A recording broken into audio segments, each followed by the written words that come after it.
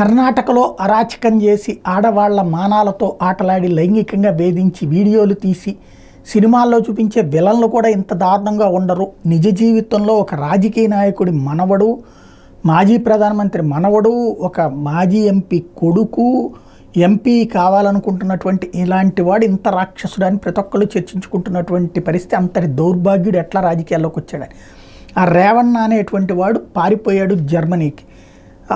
వాడిని లుకౌట్ నోటీసులు ఇప్పుడు ఇచ్చింది కాంగ్రెస్ గవర్నమెంట్. దాని మీదన విదేశాంగ శాఖ ఎట్లా పంపించింది, ఎలా చూస్తా ఊరుకుంది అని అడిగినప్పుడు విదేశాంగ శాఖ సమాధానం చెప్పింది. వాస్తవంగా ప్రతి పార్లమెంటు సభ్యుడికి కూడా దౌత్య వీసా ఉంటుంది. ఆ వీసా మీద అతను వెళ్ళాడు. ఆ దౌత్య వీసా మీద వెళ్లకుండా ఆపాలంటే ముందు ఆయా రాష్ట్ర ప్రభుత్వం, పోలీస్ డిపార్ట్మెంటు, కేంద్ర విదేశాంగ శాఖ కనుక సర్క్యులర్ పంపిస్తే వెంటనే ఆపేస్తారు. అట్లాంటి ఉత్తర్వులు ఏమీ మా దగ్గరికి రాలేదు కాబట్టి మేము ఎవరూ అబ్జెక్షన్ పెట్టలేదు, అతను వెళ్ళాడు అన్నటువంటి పాయింట్ చెప్పుకొచ్చారు.